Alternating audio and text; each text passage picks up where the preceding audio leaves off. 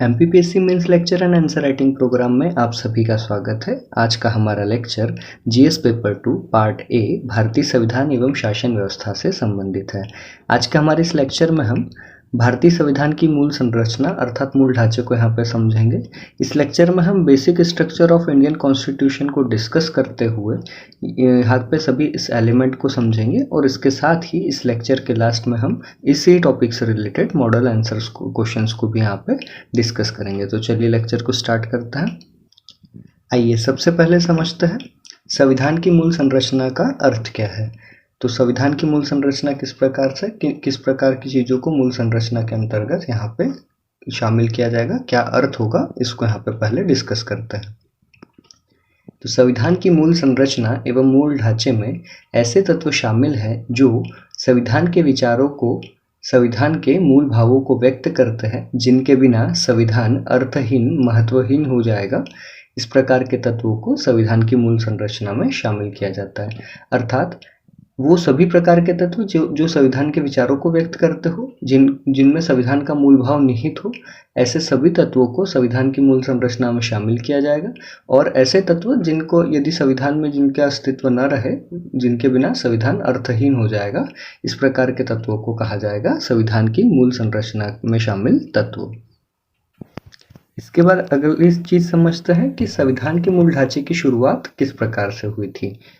तो संविधान के मूल ढांचे की संकल्पना अवधारणा सुप्रीम कोर्ट के द्वारा सबसे पहले केशवानंद भारती बनाम केरल राज्य 1973 केस में बताई गई थी और इसी केस के माध्यम से 1973 से संविधान के मूल ढांचे की शुरुआत होती है। आइए सबसे पहले इस अवधारणा को विस्तार से समझते हैं। केशवानंद भारती बनाम केरल राज्य 1973 के अनुसार संविधान का मूल ढांचा, मूल संरचना एक व्यापक अवधारणा है। यह संविधान का मूलभूत तत्व है। यदि कोई विधि संविधान के मूल ढांचे का उल्लंघन करती है तो इस परिस्थिति में न्यायपालिका के द्वारा उसे असंवैधानिक घोषित किया जा सकता है। तो केशवानंद भारती केस के अनुसार जो मूल ढांचे की अवधारणा है वह यह है कि यह संविधान का मूलभूत तत्व है, अर्थात संविधान की मूल संरचना को संविधान का मूलभूत तत्व माना गया है। यदि कोई भी विधि यदि मूल ढांचे का उल्लंघन करती है, जो भी तत्व मूल ढांचे में, मूल संरचना में शामिल हो, यदि कोई विधि उसका उल्लंघन करेगी तो उस परिस्थिति में न्यायपालिका के द्वारा उसे असंवैधानिक घोषित किया जा सकता है। केशवानंद भारती केस के बाद सुप्रीम कोर्ट के द्वारा अन्य बहुत सारे केसेस में मूल ढांचे की अवधारणा में कुछ तत्वों को शामिल किया गया है। तो मूल ढांचे के जो अवधारणा में शामिल तत्व है वह केवल एकमात्र केस से ही शामिल नहीं हुए, अलग अलग समय पे सुप्रीम कोर्ट के द्वारा अलग अलग निर्णयों के माध्यम से इसमें तत्वों को शामिल किया गया है। आइए इसके बाद समझते हैं कि संविधान की मूल संरचना में जो मूल ढांचे में शामिल तत्व किस प्रकार से है। तो सबसे पहले केशवानंद भारती केस से, केशवानंद भारती बनाम केरल राज्य 1973 केस में मूल संरचना में जो तत्वों को शामिल किया गया है, उन तत्वों में कौन कौन से तत्व शामिल है। सबसे पहले संविधान की सर्वोच्चता, अर्थात संविधान को सर्वोच्च माना गया है। भारतीय शासन व्यवस्था के अंतर्गत यदि कोई चीज सर्वोच्च है तो वह संविधान है। इसके बाद में विधायिका, कार्यपालिका व न्यायपालिका के बीच शक्तियों का पृथक्करण, अर्थात विधायिका के कार्य अलग होंगे, कार्यपालिका के कार्य अलग होंगे और इन दोनों के बाद में न्यायपालिका का दोनों से पृथक्करण होगा, अर्थात न्यायपालिका की शक्तियां अलग होगी। इस प्रकार की व्यवस्था को भी मूल ढांचे के अंतर्गत संरचना में शामिल किया गया है। इसके बाद केशवानंद भारती केस से ही जो अगले तत्व शामिल हुए हैं मूल ढांचे में वह है गणतंत्रात्मक लोकतांत्रिक स्वरूप वाली सरकार, इसे शामिल किया है मूल ढांचे में। इसके बाद अगला तत्व है संविधान का धर्मनिरपेक्ष चरित्र।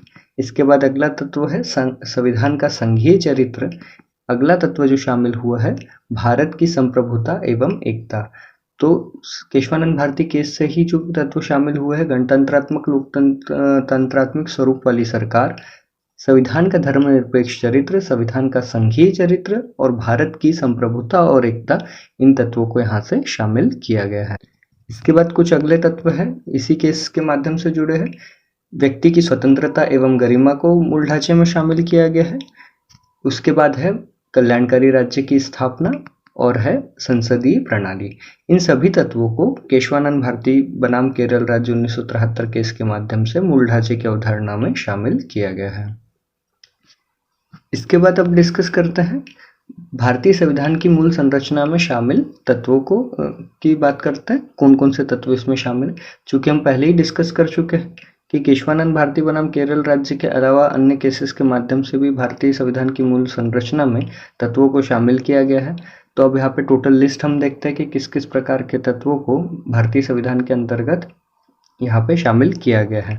तो एक एक करके पूरा A to Z हम लास्ट तक मूल संरचना में शामिल सभी तत्वों को यहाँ पे डिस्कस करेंगे।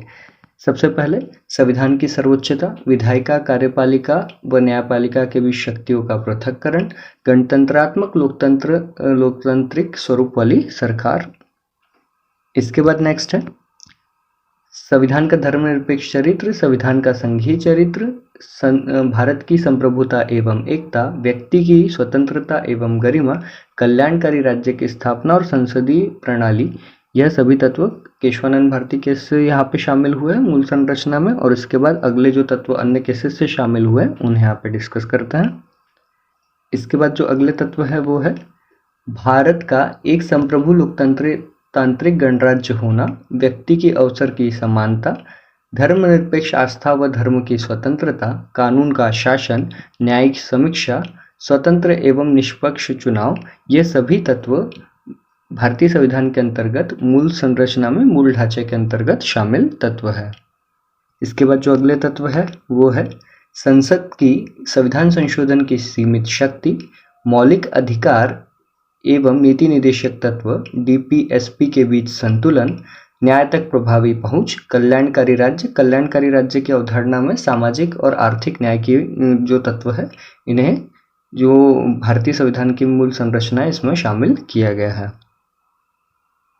इसके बाद जो मूल संरचना में शामिल अन्य तत्व है वो है कानून का शासन, न्यायपालिका की स्वतंत्रता, समानता का सिद्धांत, भारत की एकता और अखंडता, संघवाद, धर्मनिरपेक्षता, लोकतंत्र।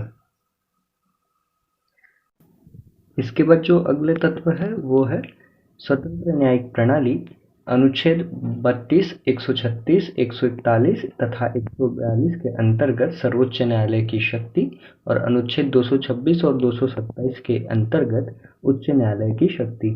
ये सभी तत्व भारतीय संविधान की मूल संरचना के अंतर्गत मूल ढांचे के अंतर्गत ये सभी तत्व शामिल हैं। अब तक जितने भी सुप्रीम कोर्ट के निर्णय थे उन निर्णयों में इन तत्वों को शामिल किया गया। ये 29 तत्व भारतीय संविधान की मूल संरचना में शामिल तत्व है। इन तत्वों को ध्यान के लेवल पे भी प्रश्न बनता है कई बार, और कई बार मेंस के लेवल पे भी ये क्वेश्चंस काफ़ी इंपॉर्टेंट हो जाते हैं। 3 मार्कर, 5 मार्कर और 11 मार्कर का जो पैटर्न है उसी पैटर्न के हिसाब से ये तत्व इम्पॉर्टेंट है। इसके बाद चलिए डिस्कस करते हैं अति लघुत्तरीय प्रश्न। यहाँ पे क्वेश्चन देख लेते हैं इस टॉपिक से रिलेटेड। तो अति लघुत्तरीय प्रश्न में प्रश्न का उत्तर 10 शब्द या एक पंक्ति के अंतर्गत देना है। क्वेश्चन क्या है, क्वेश्चन देखते हैं। भारतीय संविधान की मूल संरचना में शामिल किन्हीं 3 तत्वों का वर्णन कीजिए। दूसरा क्वेश्चन है भारतीय संविधान में मूल संरचना की अवधारणा की शुरुआत कब हुई थी। और ये दोनों क्वेश्चंस का जो आंसर है वो आपको इसका मॉडल आंसर मिल जाएगा टेलीग्राम चैनल में, जिसकी लिंक यहाँ पे डिस्प्ले में शो हो रही है और आपको लिंक मिल जाएगी डिस्क्रिप्शन बॉक्स में। तो मॉडल आंसर आपको टेलीग्राम चैनल पे अवेलेबल है। इसके बाद नेक्स्ट सेगमेंट देखते हैं इसी का, वह लघुत्तरीय प्रश्न। लघुत्तरीय प्रश्न का उत्तर 50 शब्द में या 5 से 6 पंक्ति के अंतर्गत देना होता है। जो प्रश्न है वो है संविधान की मूल संरचना का अर्थ क्या है, इसे समझाइए। और यह भी आपको टेलीग्राम चैनल में ही अवेलेबल इसका।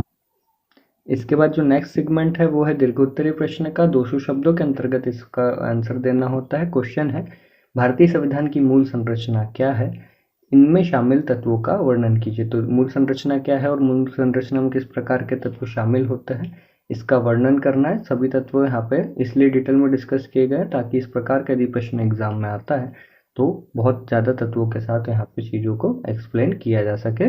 इसका आंसर टेलीग्राम चैनल पे अवेलेबल है। इसके बाद का नेक्स्ट लेक्चर समानता के अधिकार से संबंधित होगा। लेक्चर को पसंद आया हो तो लेक्चर को लाइक करें, शेयर करें और चैनल को सब्सक्राइब करना ना भूलें ताकि सबसे पहले अपडेटेड इन्फॉर्मेशन आप तक पहुँच पाए। Thanks for watching.